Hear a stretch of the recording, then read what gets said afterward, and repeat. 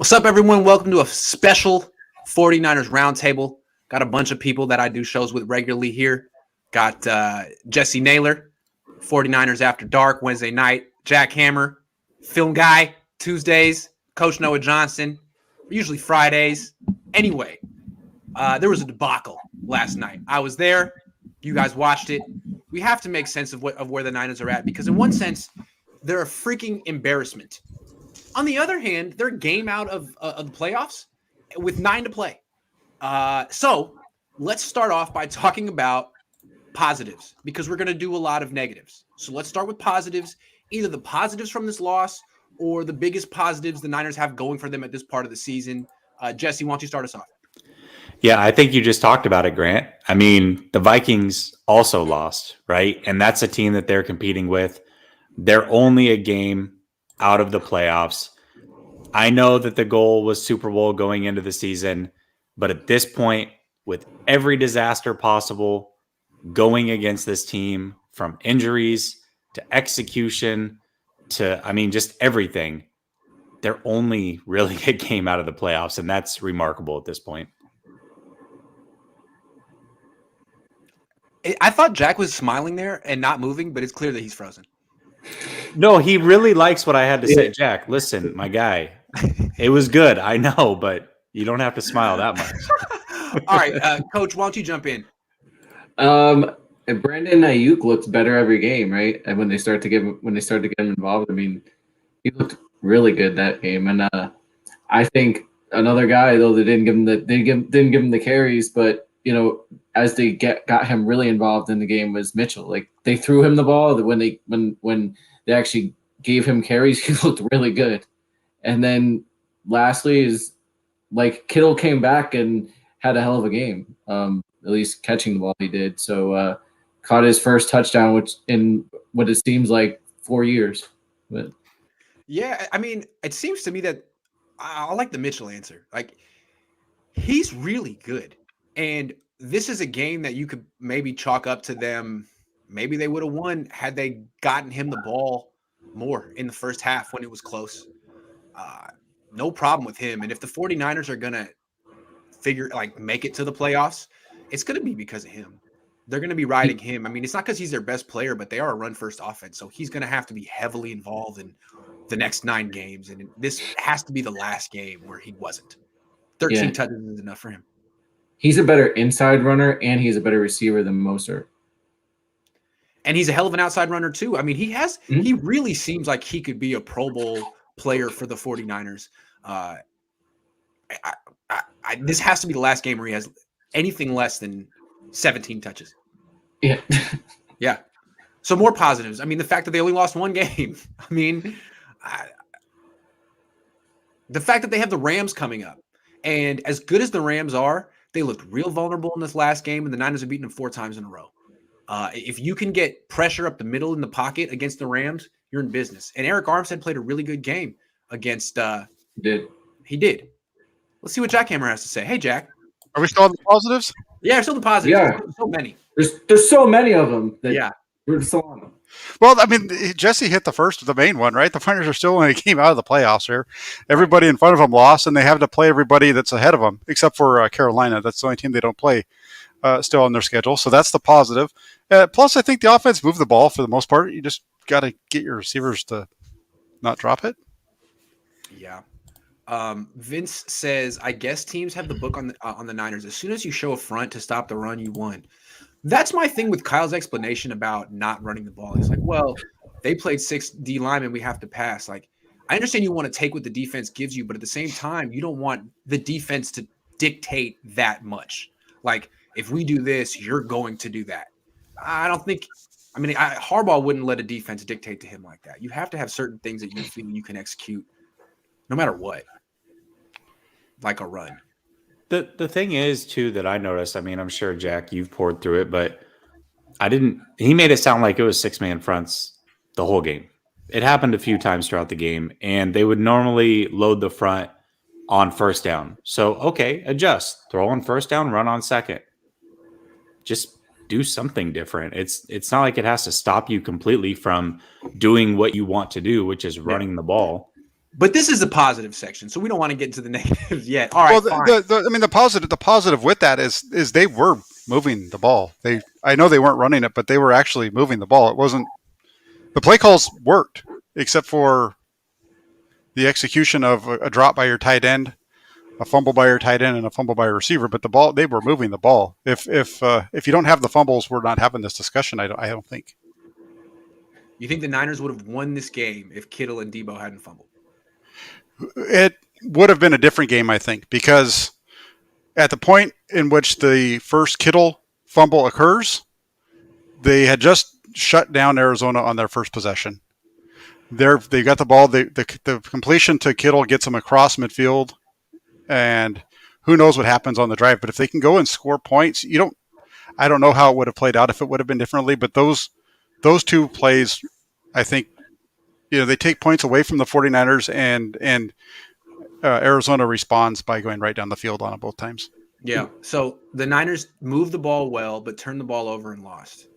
Heard that a lot in this era. The one thing I will say, move the ball well, too many turnovers lost. Yep.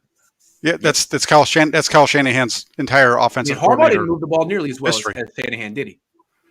No. But they didn't turn the ball over as much, and they won. So, and they scored more points. Positive here. This is positive. Yes. My natural inclination is to get negative. Let's go negative now. Why are the 49ers struggling? I feel like that's what the questions are at the press conferences. Everyone's like, so did you not take the Cardinals seriously? Or it's like, are the Niners struggling so much just because they're not good? Like, what is it, Coach? Well, number one, they can't stop the run. So that's a biggie, right? And I'm usually a big defender of the defense, but they can't stop the run. Yeah. And then you kind of touched on it before, is turnovers. Like it's one of the primary indicators whether you win or lose in the NFL is turnovers. So the defense is not getting turnovers, and the offense is turning the ball over too much. So like there's very few games you're going to win when you turn the ball over 3 times, and then your turnover differential is 3. Yeah. They on the defensive side of the ball, they just can't stop anybody. At the point yesterday when Arizona made it 31-7, when you take that from that point through the Chicago game, the opposition had the ball for 14 possessions and scored points on 10 of them. And the defense just can't stop anybody. They did that against Justin Fields. They did it against yesterday. The defense they don't have any horses. Well, to be fair, they faced Colt McCoy. Colt McCoy and yeah, right. Yeah. Hey, Cole, I understand. It's the 49ers. The 49ers. Yes, they lost to the backup quarterback. They lost to two.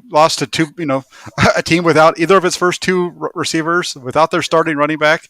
The 49ers have a bunch of guys missing on defense, but it doesn't. I mean, they haven't really been that good all year long. What we saw yesterday was what we saw. The whole game yesterday was what we saw in the fourth quarter against Detroit. Yeah.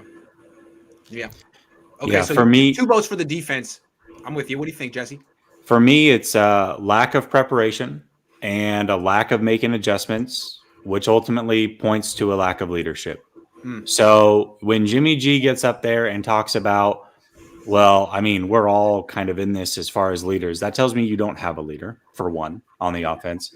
And the second thing is, and he said this now twice, he said this after the Colts game and he said it after this game, that they're showing us things that we didn't expect to see. And they cannot adjust to them. So to me, you have a leadership issue. That is why they are struggling. Yeah, I'm kind of with Jesse on this. I mean, to me, this team feels a lot like the Singletary years. Feels like the end of the Singletary era in the sense that it's a flawed team, and it's not a team that's going far, but there's a good amount of talent here. And if you could just get like a better coach to sort of get the team to stop beating itself and just fill in the gaps a little bit on the roster, you could see this team winning a lot next year with Jimmy or Trey Lance. I mean, I feel like if they could get the next Harbaugh, he could take this. I mean, with Trent Williams and Nick Bosa and Fred Warner, I mean, there's a lot to work with. Obviously, they need to redo their secondary, and they have to redo a lot. But I feel like the Niners kind of did that in 2011. Remember, they brought in they brought in Whitner and Rodgers and a lot of guys. But they sort of had a core already. They Gore, Davis, Justin Smith. Anyway, that's the way I see it. I feel like they're underperforming. When Kyle keeps saying, we're 3-5, we should be better. Yeah, damn right you should be better. You should be better. You're turning the ball over so much on offense and getting no turnovers on defense. Well, that's it. And all you need is a coach who's a little less flashy and can basically say, we're not going to beat ourselves anymore. That's the hallmark of my regime. You might just win 13 games next year. That's the way I see it. Yeah, that's one of the things that I said last night was this team needs Tom Rathman. And I know that they have a good running back coach, but they need somebody that can work with these guys to not fumble the ball. That's what they do. I mean, they're just a sloppy football team, undisciplined. Look at what happened with the cornerback yesterday. That was just ridiculous. If he just shuts his mouth, you're looking at a 53-yard field goal attempt in that ballpark. But Instead, Jack, you have to understand, he's just a rookie. Oh, wait. It was Josh Norman. Oh, my bad. Sorry about that. Exactly. And it's okay. We like his fire. We like the fact that the cornerback has forced 4 fumbles this year. Never mind the fact that he gave up a touchdown trying to go in and force a fumble against Indianapolis. Yeah, Norman's okay by us, but Brandon Ayuk has a lot to work on. Let's answer some questions. Lions will get 2 top 10 first-round picks. That's a plus. Jimmy Garoppolo dropped 17 points in the same defense. Trey only got 10. Niner bot here trying to start crap. What are you trying to say, Niner bot? Ahmed Ali says, hey, the whole tribe is here. What's up, guys? What's up? What's up? Ricky says, hey, guys, what's your opinion on how Banana Hands mismanaged team personnel? I heard Banana. Sermon removing everything from Niners from his IG, not playing Ricky. Yeah, what do you think about that? Hurd. Quick thoughts on Hurd. They need to worry. He's going to be a guy for the opponents to worry about in 2023. Yeah, the Seahawks are already scheming up ways to stop him. I think some XFL defense coordinators scheming up ways to stop him. I'll say this: the Sermon thing is a kind of a big deal to me. Yeah, I think you've got, to us, like, social media is one thing, right? We grew up in a different era, but for these kids, man, social media is everything. And so when they remove things, they're sending a message. It's a subliminal message, but he's not happy. And that's kind of crazy to think about. A rookie in his first year is not happy already with his utilization or lack of, and doesn't feel like he's a part of the team. That's what that tells me. Stephen Andrews says, notice Jimmy didn't go up to Ayuk after his TD snag, just like last week. I didn't notice that. I should have, because I'm the one that started that last week.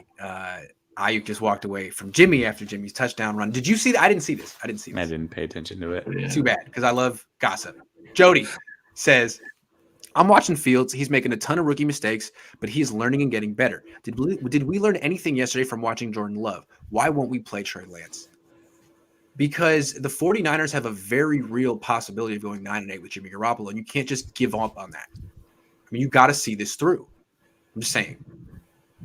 Look, the reason that this is tough is because Jimmy hasn't given the Niners an opportunity to bench him yet. Like, he's been fine plus. And if Kyle wants to make a decision, then that's on him. But Jimmy's not making this easy on Kyle. I think that's what's going on right now. And Kyle's kind of petrified of making a decision. Maybe he's lost the locker room. Maybe he feels like it's out of his hands. I don't know. Mm-hmm. Was that the most embarrassing loss of the Shanahan era? What do you guys think? It was that or the Miami game. I'm going to go with Miami yesterday. Was embarrassing. Yeah. The Miami game, it's almost like I feel like a lot of that could have been prevented. Why did you start Brian Allen? Like, there were other options. That was the Brian Allen game. It's famous. Yeah. The Brian Allen game. The Brian Allen game. This was the Colt McCoy game, though. I think this one is more embarrassing from the standpoint that look, 49er fans were debating throughout the week whether or not winning this game was going to mean anything because you're going to be beating Colt McCoy. Thank you. So I think this one's more embarrassing from that standpoint. That's a good point. 8-22 his record was coming into the game, and he looked phenomenal. He was 22 of 26, guys. He had 4 incomplete passes in the whole game. Wow. Hey, but Jack, did Jed York leave this game and drive the wrong direction? I wrote that story. I wish I could find out. Thank you all for spreading awareness regarding the current state of the Niners. Until us fans take a stand against this current administration, this team will continue to be incompetent. Enough is enough. We deserve better. Well, none of us gave the Niners any money on Sunday, which that's a start. Yeah. That's Didn't give him a dime. Jack and I get to watch the game for free, so we're cheating. But And got paid to cover it. That's like stealing money. It's the way to do it. It's really nice. I think the Armstead penalty on the sack was a bad call, and I think that messed us up. AZ got the ball back and scored. I think you're seeing that throughout the NFL is all these terrible calls. So I think it evens out across the league because eventually you're going to get a call that's a bad call. Nah, the refs have it in for the Niners. I'm sorry, you didn't know that? Yeah. No, it's not personal. I'm a defensive guy. I think it's total trash, but it's the way of the league. But I do think it evens out across. You're going to get bad calls from from officials from the other team's defense, and then it all evens out. This team depended on Kinlaw's health to stop the run. 6 of our 8 picks did not play yesterday, and the 2 that did were our last 2 picks. Real quick, I don't care. Kinlaw got hurt, change your defense. This reminds me of the Chip Kelly year. They wanted to run a classic 3-4. Their nose tackle got hurt. It was either Glenn Dorsey or Ian Williams, and they didn't adjust. They just went into the season with Mike Purcell and gave up like 200 yards between tackles every game. You can't run the wide 9 without a stud 3 technique, and you don't have it. So adjust. And what they would do, Jack, remember, correct me if I'm wrong, but when Jim O'Neill would give up like 250 on the ground, you'd be like, what happened, Jim? He'd be like, well, if you take away 4 runs, we actually did really good against the run all the time. Kyle said that today on the conference. He did that today. Take away 3 runs, we did. Oh, my God, that's terrible, Kyle. Don't start talking like Jim O'Neill. It's not good. You can't take away those runs. You can't. I want to talk about this just real quick, is because, and I'd like to dive deeper later on this week sometime about this, but it's not. We're focusing too much on the defensive line, and it's not so much the defensive line as it is the backers aren't filling fast enough, and they're not filling the right gaps. Like, we're concentrating on the defense. Yeah, Kinlaw helps, and should the defensive line do a better job taking on double teams and maybe defeating some of those blocks and getting the backfield. Yeah, but it's primarily the backers. It's the backers, and then sometimes the secondary, because the secondary does have some inside gap responsibility. Yeah. But I like Fred Warner, but he's much slower to trigger than Navarro Bowman and Patrick. The entire linebacker core is slow to trigger. It's true. Greg says Jesse's the man. When do you think Kyle gets fired? We're going to talk about that, but thank you very much. We're going to come back to some questions. We're going to finish the questions, but we're going to get back to our show for now. Jesse alluded to this. Who is the leader of this team? Coach, you go first, because Jesse's a downer.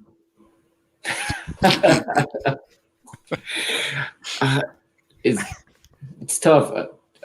I think Kittle. Did you just answer the question by asking your question? I think that tells us all we need to know. Let's move on. Kittle? Yeah, I think that might be one of the problems, right? I mean, I'm kind of questioning who's the leader of the team. I think Warner is the leader of the defense, but he's not playing that. He's playing all right, but he's not playing that well. He's one of the issues why they can't stop the run. Jimmy's never really come off as a leader to me, so I don't know. I have a lot of questions in the leadership area. The leader of the 49ers is playing defensive tackle for the Colts. What are you guys talking about? Oh. He also is spitting some truths after games for NBC. Man, he tells it like it is. Big Joe. Skinny Joe. Okay. That's a different one, yeah. Uh-huh. Skinny Joe. He takes accountability after these losses, unlike anyone on the team. I love listening to Joe Staley's post-game rants. Not even rants. Sorry. Listen, I think this question is it just basically is pointing out the glaring weakness of this organization. I mean, when they did the Run It Back tour, that's one thing that they did not account for was the human element. And the human element was the leadership that was on this team. Let's look at the guys that were there in 2019 that are no longer there. You had Buckner, you had Staley, you had Richard Sherman, you had Emmanuel Sanders. Those 4. You had defensive coordinator. Oh yeah. So you had Saleh. I mean, 2 on offense, 2 on defense. 2. I mean, really. Yeah. Those were key. Yep. Yeah. And I would say based off Sunday, one guy that probably doesn't get enough credit for being a leader, but it showed when he wasn't on the field, Jimmy Ward. Yeah, I agree. I feel like Kyle Shanahan hasn't empowered anyone on the offense to be a leader. It should be Jimmy Garoppolo or Trey Lance, one of the two. But Kyle hasn't ever empowered Jimmy Garoppolo to be the leader. He's undercut him for years. And then now he really undercut Trey Lance. So, I mean, Joe Staley's gone. Trent Williams isn't a natural leader. Kyle Juszczyk's a part-time player. They don't have a leader on offense. And on defense, they have Fred Warner. But Armstead's not a leader. Bosa's not a leader. Ward is. They have a severe lack of leadership on this team. And maybe if the coach was a super leader, he could make up for it, but he's not either. So when the Niners say stuff like, we really thought we were prepared for this week, we're surprised we weren't. Wow. Maybe if you had some real leadership on this team, they would have told you this isn't good enough. Maybe they could have seen this coming. I don't know. Moving on, because we're getting really negative. Who is the bigger problem in this franchise? Jimmy Garoppolo or Kyle Shanahan? I think for years, everyone assumed it was Jimmy. And when they traded up for his replacement, a lot of Niner fans were happy. Yet his quarterback rating was pretty good in this last game. He played pretty well despite, not much help around him. Who do you think is a bigger problem in this organization, Jimmy or Kyle? It's Kyle. It's 100% Kyle. Here's the thing is Jimmy holds back Kyle schematically.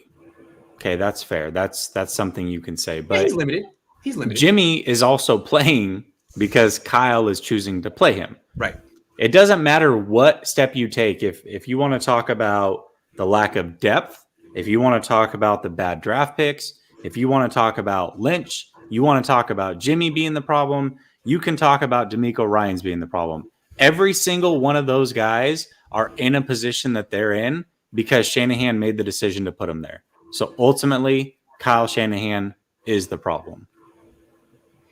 Yeah, I agree. I think it's Shanahan, and for a lot of the reasons that Jesse said. I mean, everything that's going on with this team, the lack of discipline, the lack of leadership, just all the little things that add up week in and week out to cause this team to lose, all comes back to the leadership, and that's Kyle Shanahan. He's the head coach. All these decisions, everybody that's on the roster, the way that this team is constructed begins with him. Garoppolo, all he can do is go out there and play, and Garoppolo's playing as good as he's ever played. We know that he's a limited quarterback, but he's playing as good as he's ever played, and this team's not going to win because they just don't have any leaders.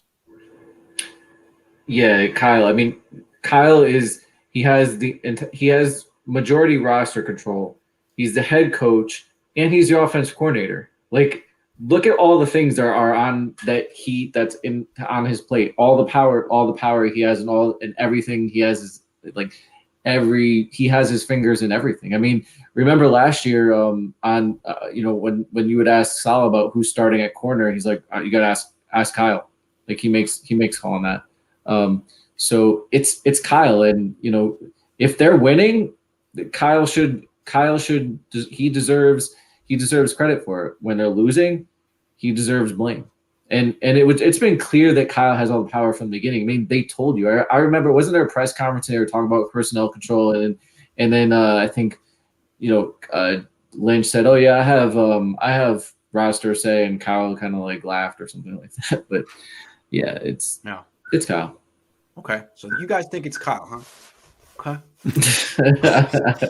Let me see. Who is it? Is it on the one hand, you got Kyle. On the other, you got Jimmy. So I don't know. Look, I can see both ways here, but let me say, you guys are really dumping on Kyle. I like Kyle. I really respect. Yes, you can tell I have a lot of respect for Kyle. Let me just say why Jimmy is a problem. Okay, Jimmy is playing really well, but his limitations are a problem. Like PFF does a good job of explaining it. There's nothing explosive about Jimmy's game. He can throw deep, but he doesn't very much. And so the whole explosive element in the offense has to come from your running game or yards after the catch. And for that kind of offense, you expect like a low risk, low turnover offense, but that's not what he offers either. I mean, he turns the ball over a lot. So even though he's playing really heroically this season, he's part of the problem.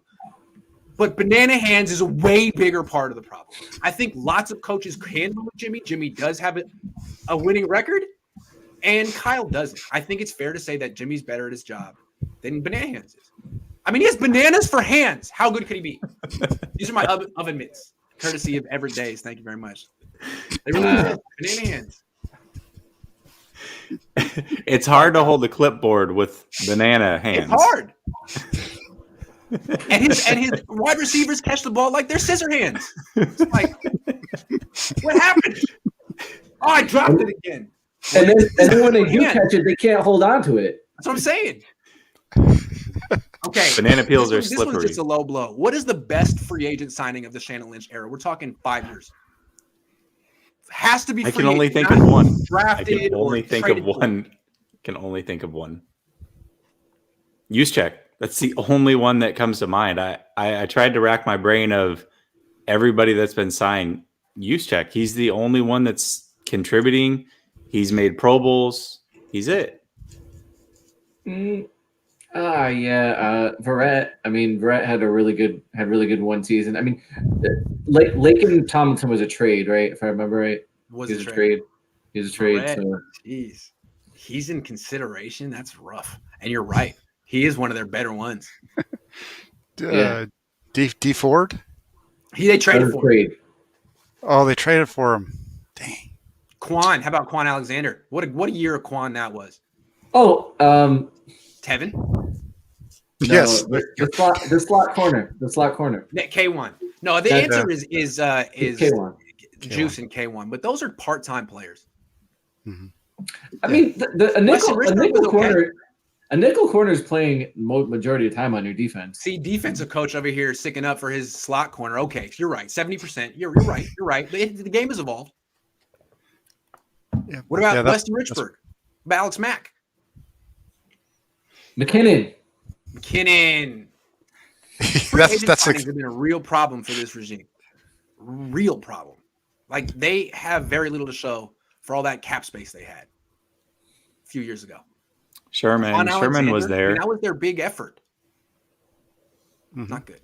I don't know. I just wanted to point that out. I really have no discussion here. Just want to show that they need to do better. Okay, here's a real discussion. Will the 49ers make the playoffs? They're only one game out, and their competition, like, it looks like the Rams will get one wild card spot. The Saints could get another. They're 5-3, even though they're down to their third string quarterback. They just have a good coach. Novel concept. But there's a third wild card spot, and the Niners are competing with what? Atlanta, Carolina, Seattle, Minnesota. Yeah. Will the Niners get that spot? Why or why not? Show your work. I'll take the field. On that. Yeah. Why? You just named a couple of teams, and two of them have their quarterbacks are significantly better than the 49ers. Yeah. So, And Russell Wilson's coming back now, right? Yeah. Yeah. And they're 3-5 too, right? Yes. Yep. yeah. Okay, so coach taking the field. Jack. I would have to agree with Coach. The only way I think the 49ers have a chance is if they win this week. If they lose this week, I think they're done. And I don't see them beating Matthew Stafford after what we just saw.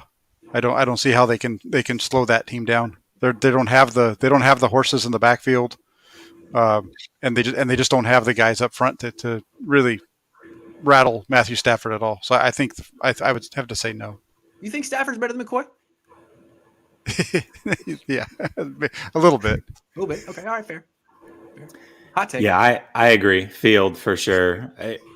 I mean, at the very least, let's look in their own division. They're going to have to beat Seattle with Russell Wilson in Seattle. That's not happening. So, Field for sure. If they can somehow beat the Rams, it would give a whole new outlook to the season, right?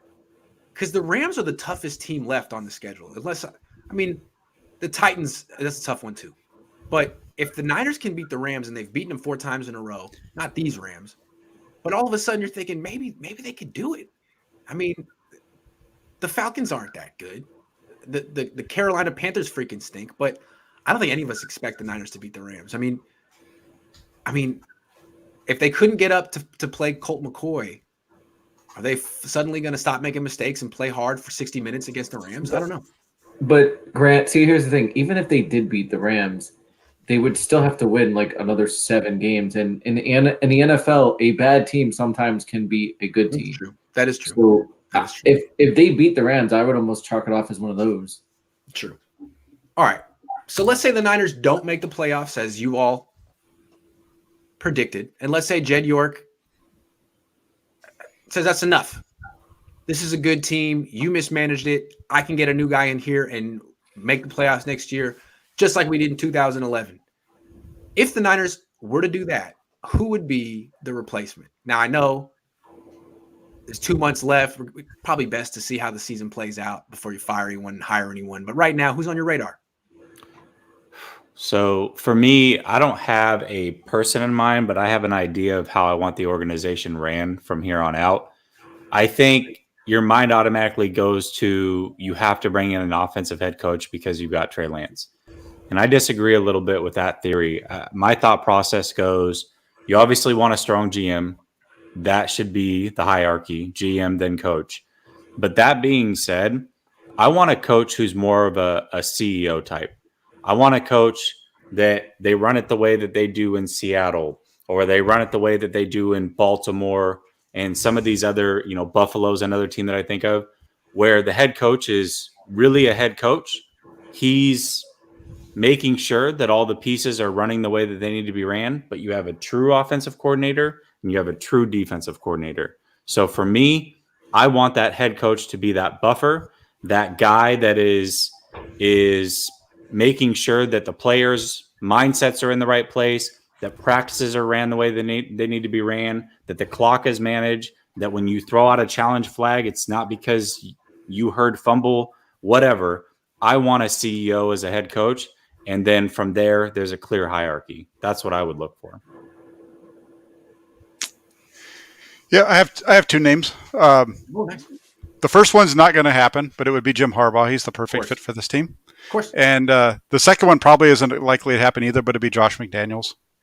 I think McDaniels with Trey Lance would be a good combination. He seems to like that type of style of quarterback. I think it would work. That he can make that. Yep. I think he can make that work. I like that one, Jack. I haven't heard that one. Good. I like that.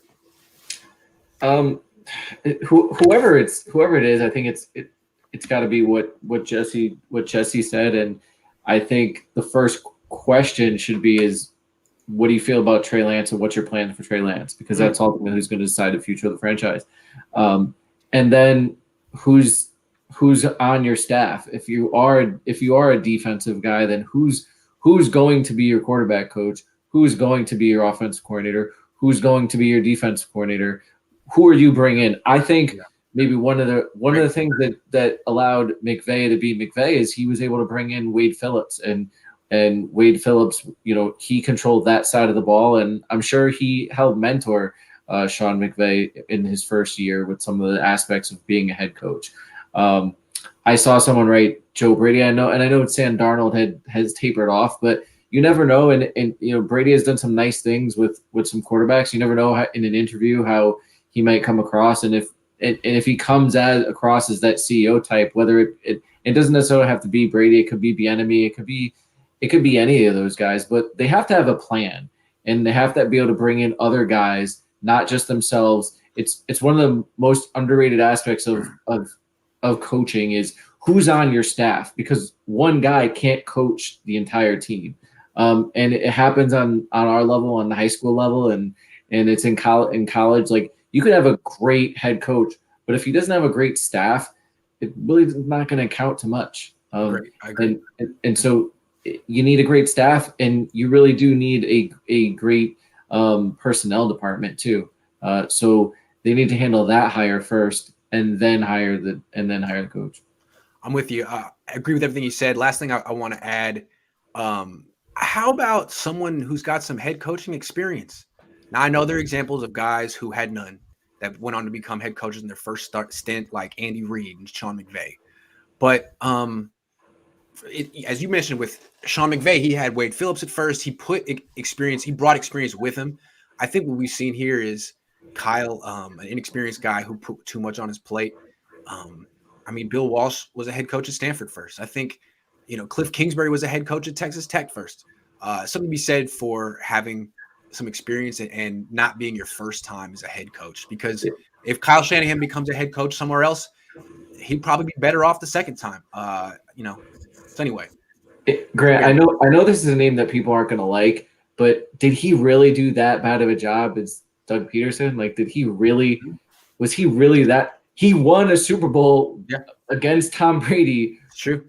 With a backup quarterback, made the playoffs 3 times. He's kind of like that Mike McCarthy figure, right? Like his stock was down, but once he steps away for a minute and you look at him like, well, actually his resume is a lot better than anyone else we're going to find, right? Anyway. I think it's better. To me, I think it's better than McCarthy. I think he accomplished a little more with less. But you're saying that Aaron Rodgers is better than Nick Foles? Okay, I'll allow it. All right, last topic, and then we'll take questions. How can Jed York make sure a season like this never happens again? Whoever wants to go first can. I'll take it. I'm going to piggyback off of what Coach said, the last one. He has to be more involved. He has to, whether it's Shanahan that he sits down with at the end of the season, he needs to make sure that there's a plan in place. And that plan is 100% around developing Trey Lance. What does that look like? How do you right the ship? And if he doesn't hear what he wants to hear, then he's got to get rid of Shanahan. If he keeps Shanahan and whoever he brings in, he's going to have to appear more involved as well. I don't know what the involvement is, to what the extent of his involvement is, but to me, it seems like he just is not involved at all. Now, I don't need him peering over the next regime or even this regime's shoulder at all times, but he has to show some involvement, whether it's showing up to practices and acting like he just cares about what's going on. There's something to be said for that. At least show that you're going to be able to hold somebody accountable when that time comes. That time is clearly here, and I don't know if I see any accountability from him, at least not to the public. So for me, he has to be more involved, and he has to make sure that whoever is here has a clear and concise plan and is sticking to that plan. And that's something that he has to keep in his mind. Whatever that plan is, he has to have checks and balances to make sure that that plan is being executed the way they said that plan was going to be executed. I think that York needs to get on Twitter more and let his feelings be known. I think that's what's really missing from this organization since 2014. 14, yeah. Yeah, I think that's what we need. It worked out for him in 2014. It worked out for him in the run up to the draft. That was great this offseason. Can we get some more really fun dinner parties? Come on. Are you still partying, Jed? He's got to get out there and get on Twitter and let everybody hear what he has to say. I mean, beyond that, I don't really know a whole lot that York can do. He's sold the 49er fans a bill of goods this whole offseason with what this team was going to be. Mm-hmm. And people are starting to finally figure it out. You and I had this conversation, Grant, about a month and a half ago, I think, on one of our shows about how they kind of did the whole switcheroo here. This team, I don't think they ever really expected to be a Super Bowl contender. That's why they brought back all these guys that they did. And I think they just needed to try to make it sound like they were running it back again to sell tickets. Beyond that, I don't know what else Jed York can do. Jed York barely knows what a football is. So I don't know what he's going to do when it comes to helping this team. He's hired the guys that he needs to hire. It doesn't seem like he's in his way. I think they feel like they have a plan. It's just a matter. We'll see if the plan turns out next year. I think owners have to be very careful when they step into football operations. I think there are moments where they need to, and they have to protect the franchise. And I'll give you an example of that. If the Niners were out of playoff contention and the 49ers were insistent on playing Garoppolo, I think in that instance, an owner should step in and tell the coach, hey, you're playing the young guy. I don't care what you think. That's what you're doing. But that situation has yet to play out. If they do go a route of another firing Kyle Shanahan and hiring someone new, he has to correctly assess what went wrong and apply that to the new hire.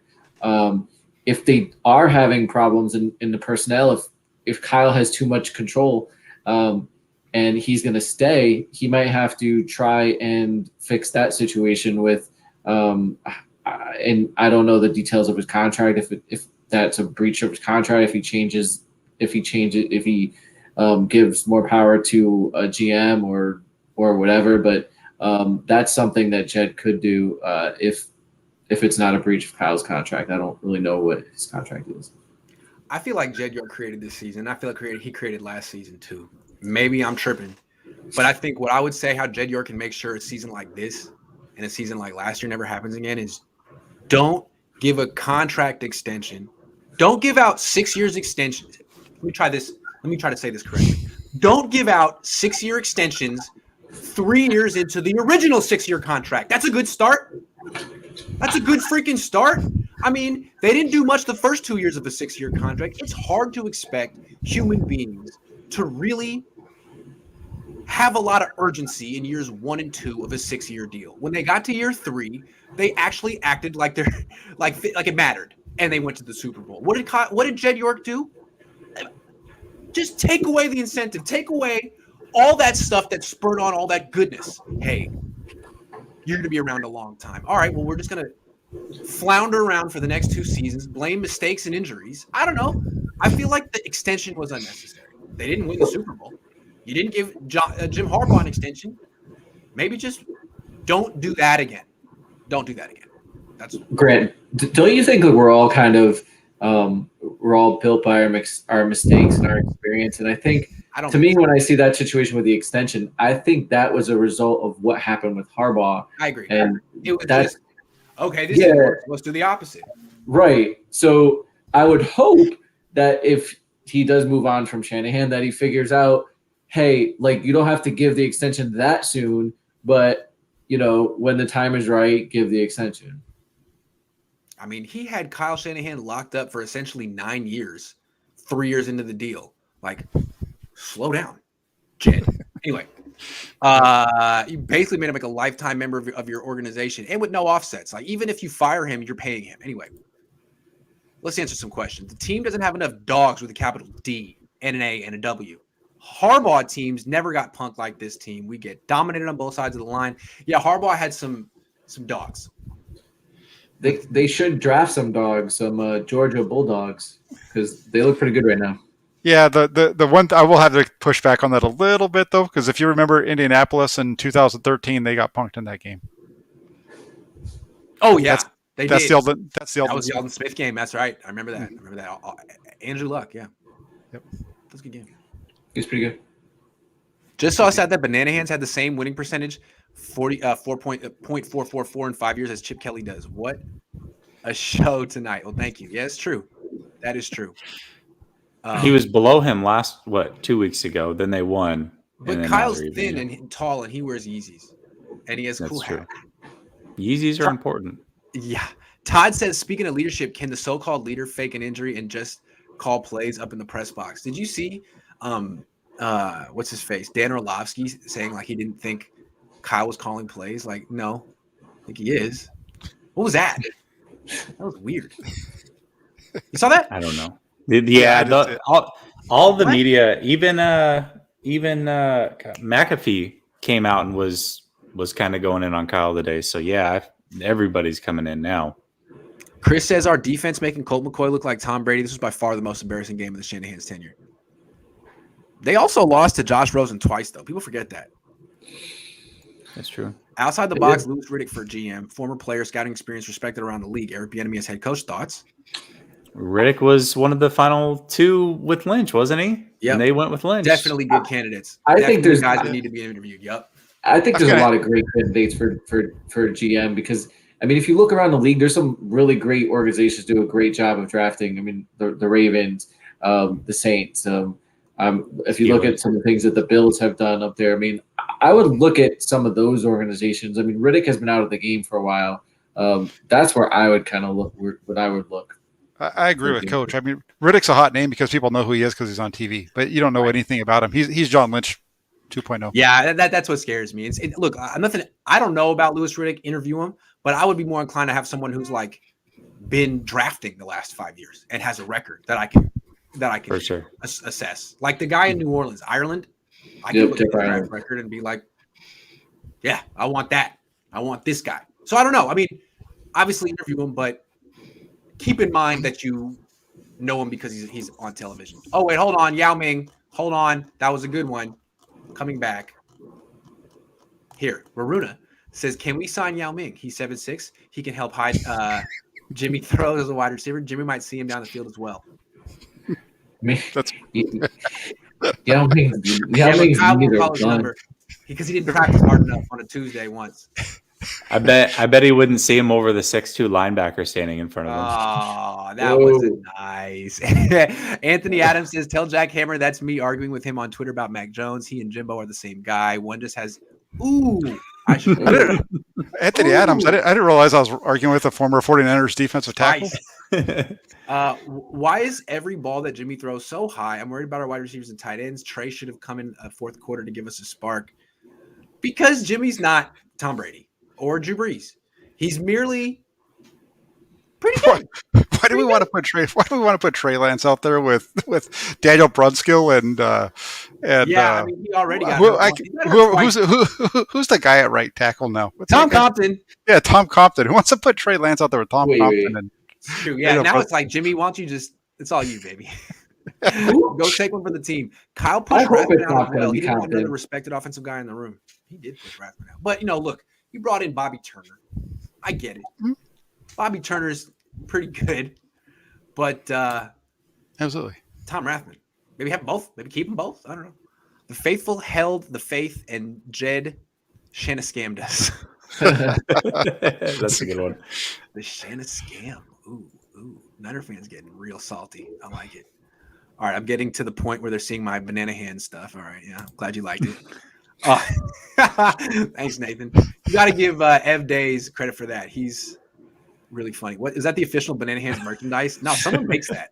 Those are my new oven mitts. They need to sell those. They just sell those like the Giants used to sell the panda hats. They should sell banana hands. Yeah, wouldn't it be funny if he copyrighted that and then Grant, you made him more money? That would be funny. That would be 4D chess. Michael, I think we answered your question. Anthony says Tom Sula's butt was more explosive. Why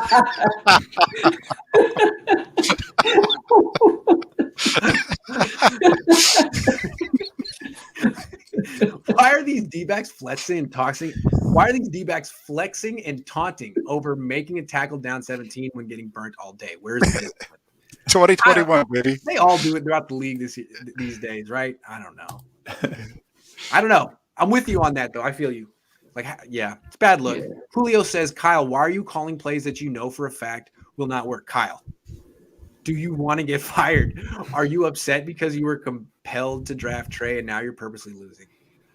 He just kept saying, Kyle. I don't know, man. Julio, I'm with you. Kyle loses attention real quick. He's got to keep in the interrogation room who's just not talking. I've done what I've done. I've been caught. It didn't work out, but I'm sitting here. I'm not saying anything. I don't know. Figure it out. Do your job. That's what he's been like. Okay, so this season's going to hell. I don't have to explain it. Not my fault. Do your job. I'm not making it easy for you. I plead the fifth. There's no bad cop either to help out. No, there isn't. It's just a bunch of good cops. Yeah. Okay. Let's do a poll. Who wants Harbaugh back? Not Jed. What would Jed have to do to mend that bridge? What would he have to do? If he threw Jim Harbaugh a parade, would that be enough? No. He should go old school and fly the plane over Michigan Stadium. I love Jim, you, come Harbaugh. Back. Yeah. Will you marry me? Tom Sula uses Jared Hayne more than Kyle Shanahan uses his friend. Hey. Oh, man, this is the roast session. Lincoln Riley, that's a head coach that knows how to get the best out of his quarterbacks and the rest of his offense. That is a name that, I mean, if Cliff Kingsbury worked out, Lincoln, now he does have a real recruiting advantage at Oklahoma that I don't know, but that is, he's developed quarterbacks. He's has head coaching experience. He's an offensive guy. And he wasn't. Is he a little Chip Kelly-ish though with his scheme? Well, he wasn't afraid to bench a quarterback that was a highly publicized quarterback that wasn't playing well. There you go.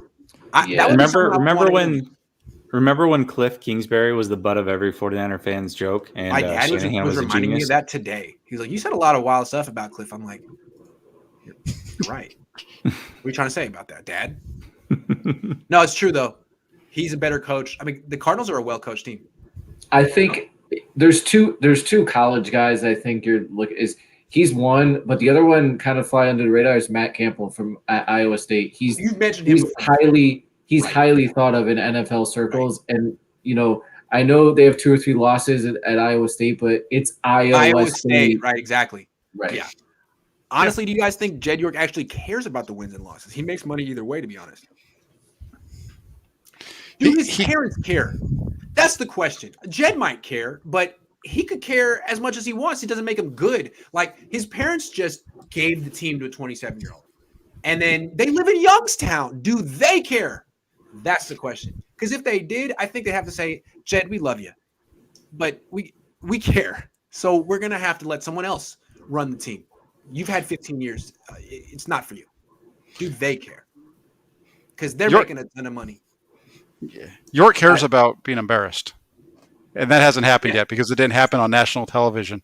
If that game on Sunday was on Sunday Night Football, that's a different story. Then you have a different kind of reaction, I think, from Jed York. That goes back to that's the deal with Harbaugh. Harbaugh just, that's what happened. They lost a big game on prime time on Thanksgiving, and he was embarrassed. And let everybody do we get that retweet if they get smacked on Monday? They lost on Sunday Night Football 2 weeks ago, and he had nothing to say. But we'll see. If it's the Rams, maybe different. Check out Pat McAfee's latest vid on Banana Hand. All right, I will. I definitely will. Did he call him Banana Hand? We got to get this to catch on, man. How can he make sure it doesn't happen again? Would be to hire his uncle Eddie to be the GM and have him pick the next staff. Boom! Hire Eddie DeBartolo and just call him Eddie DeSmartolo. He's someone different and give him like the Groucho Marx. Hey, he just kind of looks like he's a cousin of mine. Yeah. I like that. Really, it's too bad that Eddie's not here anymore. Jed can make sure this won't happen again by 1. Hand over the team to a different family member. 2. Sell the team. Simple yet elegant. Thank you, Maruna. How did we miss that? That was just like teed up for us. Could we see the Niners pressured by the NFL into starting Trey Lance or risk getting flexed out of Week 13 against the Seahawks? No. I don't think they care. Jimmy Garoppolo is so handsome. I mean, why wouldn't you want him in high definition? Sorry, that was a little weird. Curse of the Yorks. If Eddie D got in the same trouble that got him busted in the 90s in today's NFL, would he have lost the team to his, I don't know, riverboat gambling? It's gambling. I don't know about riverboats. It's insider was that was a federal crime that he was charged with. I think it's a little bit different. I don't know about you guys, but I was watching the Ozarks, and there's like season 4, they start getting into riverboat gambling, and I was watching, and I was like, oh, Eddie D. Pino says bad contracts. Quan, $25 million for 13 games. Garcon, $22 million for 8 games. No, 16, but good point. Malcolm Smith, $13 million for 5 games. McKinnon, $18 million for 1 year of service. Hoyer, $7 million for 8 games. And Richburg, $31 million for 28 games. Pino, that's $9 for one hell of a comment. Thank you. That's very succinct. Yes, and I think you could probably go more. I mean, how about D Ford? He's pushing $40 million. I don't think he's gotten to 400 snaps yet. Maybe he has. Hey, Eric Armstead, I keep hearing about how the 49ers didn't want to overpay for a defensive tackle, but Eric Armstead's making $2.3 million less than DeForest Buckner to play. Guess what? Defensive tackle now. I think that I'm interested to see how this plays out in the next couple of weeks with him being forced to play inside, because I think that's a better spot for him. And he actually made an impact in this last game. He's not an impact player at the end. I mean, he's a good edge setter, but that's not going to make an impact that way. But he really was getting in the backfield. He just needs to not go for the helmet. But here's the thing, Grant. You can. There are actually players in this league that can play the run and rush the passer from the edge. Like, you don't have to play a defensive tackle out there to stop the run. Like, there's guys in this league that can do both. Like, that's not true. I've never seen that. I don't believe you. You can look at McDaniel and see why we are terrible. Yeah, he's not the classic look, I would say. I don't think he's going to become a head coach anytime soon. Blasphemy, stay faithful. Since you give me $20, okay. For you, I will stay faithful. I didn't get any of that money. Faithful in. I believe in Shanahan's banana hands. Jed insecurity pretty pathetic. Clinging to Shannon Lynch for legitimacy shows how pitiful he is. Bad game of pretend with this group. No, but they're friends. They have dinner parties together. They really like each other. Their wives hang out. That's true. They're it's like a sitcom. They kind of rib each other, but they all make up by the end. And obvious solution, Adam Gase. Oh God. Can you ask Jenny why Compton played right tackle instead of Moore? Because they haven't prepared Moore to play right tackle. He just plays left tackle. Because they don't cross-train people on this team. That's not something they do. They don't really do it. Yeah, I'm interested to see if he plays more at right tackle this week. Yeah, I would hope. Can you have Shanny sign the banana hands? Maybe one day. Cloud, thank you very much. Dude says, being at the game, it was crazy how Shanny did not put in Lance with 3 minutes left. Crowd was not wanting Jimmy picks. Is Lance in the doghouse too?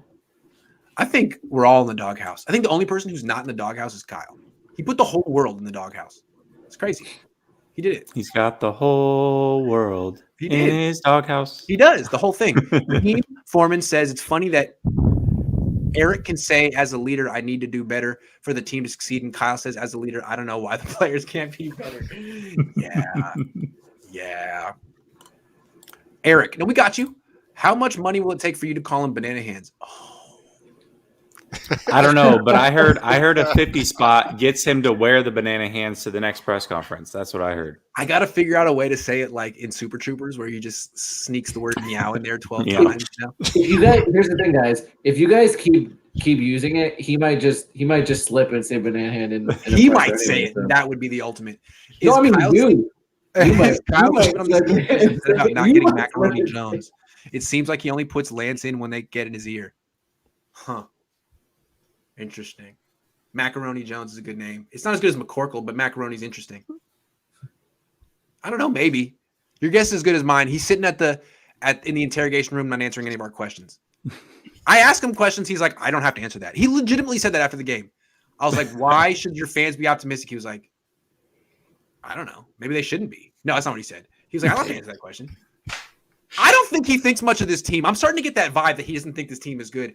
A couple of weeks ago, I asked him, why are you confident that you're going to make the playoffs? And he was like, I didn't say that. I never said that. Okay. So I mean, what he's saying is, I don't really think this team's that good. Oh, that's great, man. Well, how do you detach yourself from your team? Like, that's your team, isn't it? I don't know. Because they don't execute, Grant. Hey, guys, I listen to all of you every week. LOL, I got a theory. Shady not playing Rooks because he mad at John about the draft. John takes the fall. Yeah, I mean, I think I said this on your show a couple months back, Grant. Whether he's doing it on purpose or not, he's definitely setting up John Lynch to be the fall guy. I'm going to say no on this one, Jonas. No. Why would you do that? No. I mean, it's something to discuss, but my initial reaction is, how about no? No. Yeah. How about no? Wait, Grant, how did all those other Raiders pickups work for them this offseason? So good. Arden Key and Maurice Hurst have really changed things. Yeah. Really, yeah. James says traded 3 first-round picks for Lance, so that team may get a top 10 pick. Someone has to get fired. This is insane logic by management not starting trade day 1. Well, maybe the reason they don't want Lance to start is they're really afraid of giving a top 10 pick to Miami, which they're probably going to do anyway. Maybe, Grant, they wanted to wait till McGlinchey gets out of there so they could protect him, and now they could put more in. And now that Lance will be protected, then they're going to put him in. Thank you. You see, that is 4D chess, and that's what Kyle Shanahan does. Tobin says the worst coaching job in Niner history right now. With all this talent, it's all falling apart for Crazy King Banana Hand. His team's always fought for him. His team's always fought for him, and I never saw him lay down like they did in this last game. Makes you wonder what they felt about the trade-up. Like, did he lose this locker room before the season started? What's going on? Because one thing about his teams is they always fought like hell for him. And that was one thing you could say when people are like, when I would say, I don't know if Kyle's a good head coach, people would be like, look at how his players fight, even when Jimmy's out and they're mathematically eliminated from the playoffs. Like, they went in last year and beat the Cardinals. and almost beat the Seahawks. That's not there anymore. Very strange. Strange. MILF Hunter has a theory, though. While hunting the MILFs, he said Kyle is a product of his last name. Yeah, well, aren't we all? Aren't we all? I mean, would Jack Hammer be on the show if his name was Jack Smith? I mean, I don't know. Without that last name, it's hard to say. Tinker says they were who we thought they were, and we let them off the hook. They were who we thought until Colt McCoy showed up. I just feel like the fact that the Niners did such a good job against Kyler Murray and, pooped the bed against Colt McCoy just shows how unprepared they were for this game. Can't happen. Yeah, they did a good job against Kyler Murray and DeAndre Hopkins, but Colt McCoy was too much for him. They were unprepared. End of story. Yeah. They felt like they had to play fast against them, and against Murray and against McCoy, they felt like they could just show up and throw their helmets on the field. I mean, I think all of 49ers Twitter this week, everyone was like, "Oh, well, like DeAndre Hopkins and Kyler aren't playing, so it's almost like guaranteed win." Yeah, no, it's 100%. I mean, I mentioned after the game, after they beat Chicago, that this game against Arizona was going to be kind of the measuring stick for the quarterback position. And everybody's like, "Well, what are you talking about? There's no Kyler Murray. It's and like I said at the beginning of the show, it's just even going to be do we even celebrate this win? And okay, at least we didn't have to argue about that. That's a good point. Let's be a little more realistic on what any win the Niners get is cause for like a serious celebration, because it could be the last. You have to celebrate it like it's the last one for a very long time. Cloud says Grant for head coach and GM. If you insist, I won't fight you. Ahmed says, Grant, would you get fired if you ask a tough question or something like, why are the Niners so ass? LOL. Can you explain the post-game conference questioning? Because I don't know how it works. Yeah, you can't do that. You got to be professional. You really can only ask questions about that game. They can kind of duck questions that aren't specifically about that game, and you kind of just have to blurt things out because it's not, you don't raise your hand. But it's like if you ask something, my employer could be like, ooh, that made me look bad, you're fired. So that's how that would work. I think we all need a Kyle Banana Hand t-shirt. All right, well, maybe we'll just have to make something like that. Did you notice the Cars eased their backup quarterback into the game with screens, short passes, and runs? Effective! Wish the Niners did that with Lance. No, you're not allowed to do that. The best way to get a quarterback into the flow of the game is make him be his own running back. Yeah, that's a good idea. Bring your own beer, bring your own running back to the game and be it yourself. East Dad says, Grant, get a better mic for the press conference, please. I can't hear. Yeah, I know, man. I got to figure that out. I got to get something that like attaches to my phone because they don't really help me out there. Is there like a little portable microphone you can get for an iPhone? Probably. Grant, do they put you like all the way in the back? Is that what? No, I'm front row, and it's that bad. Front row. And you don't talk about that. Like they have microphones and don't turn them on. It's like, what is this? Did you guys see where they put Jordan Love's mother in the Chiefs? No. Like she was like on top of the lights in the Chiefs. Yeah. A fish rush from the head down story of this team. Yeah, and the head is Jed. Denise. Honestly, it's Denise. Can we discuss Silver said Trey lost confidence? Yeah.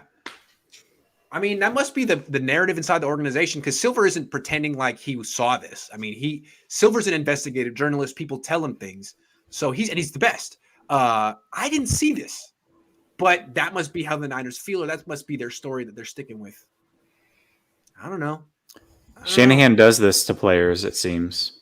I mean, so Jimmy Garoppolo threw 12 picks in practice, but since he smiled it off and shrugged it off, that's cool. But Trey, was a little discouraged when he threw one of his 4 picks, and that means he lost. It's just, I don't know, man. It's all anecdotes from practice, and the Niners can say whatever they want about practice. Brandon Ayuk didn't run one route hard enough. Trey Lance lost confidence. If you say so, man, I don't know. It's ridiculous. Hard to say. I don't know. Coughlin won 2 titles and fired by Banana Hands. Okay, the show is over. That's enough Banana Hands for one night. Guys, thank you very much for a emergency impromptu roundtable. We had a lot to talk about, and I think the Niners are better for this discussion. I think everyone was watching in the organization, taking notes. And they're going to put these suggestions into action. So everyone give yourselves a round of applause. Can you give us spirit fingers with the banana hands real quick? That'd be a great way to end it. Hey, I do want to say on a serious note, salute to all the veterans out there. I know there's a couple of guys that on the Niners beat. I think Javi, Rich, and I think Sabilla they're all Navy vets. So That's true. Salute to all the vets out there. It's Veterans Week, so yeah. And salute to all the banana hands out there because yeah, it's hard having give them a banana hand salute instead of fingers. All right, guys. This was a lot of fun. I'll get back tomorrow. See you guys. Have